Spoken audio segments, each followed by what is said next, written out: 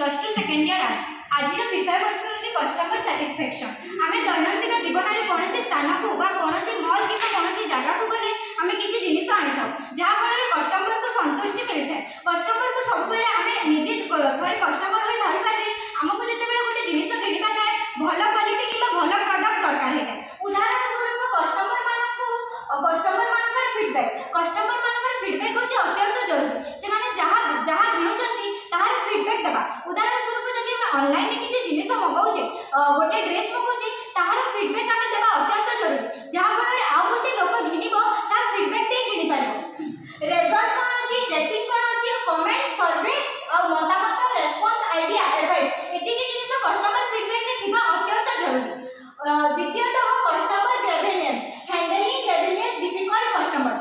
थरे थरे कोनोसी रिटेलिंग स्टोर को विभिन्न प्रकार रागी किबा बहुत प्रकार कस्टमर आसी थांती जहाँफल प्रोडक्ट दुर्बलता और प्रोडक्ट नकारात्मक भावना नहीं थांती। जहाँफल सेल्स एसोसिएट दायित्व है से कस्टमर को किपरि भाव में भल भाव में बुझाई कस्टमर प्रोडक्ट नॉलेज और क्वालिटी विषय भल भाव में बुझाई पार। तृतीयतः है टाइमली सप्लाई। आम ऑनलाइन किसी जिन मगाऊे कि एमरजेंसी आमको दरकार होची हमको टाइमली सप्लाई करने पड़ो।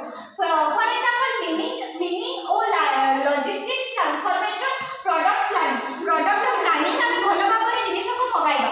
तृतीयतः स्पेशल रिक्वायरमेंट्स ऑफ कस्टमर। आम कौन से जिन कि कौन वस्तु किनुचु ताको एट्रैक्टिव कि ताहार जो पैकिंग प्रणाली थाए ताको बहुत सुंदर भाव में करबा जहाँफल कस्टमर घिणवा संतुष्टि हेबो। एथिरे आमे चतुर्थ रे देखिबा कस्टमर मार्केट फोकस।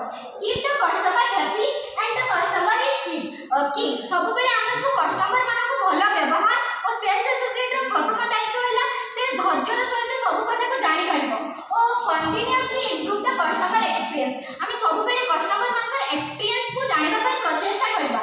चतुर्थ रे कस्टमर प्रॉपर्टी। आमे कस्टमर कौन से प्रॉपर्टी कौन से स्थान को दउचे ताहा हमको विभिन्न प्रकार भल कागज और सतर्कता सहित कागज पत्र प्रणाली माध्यम देवा।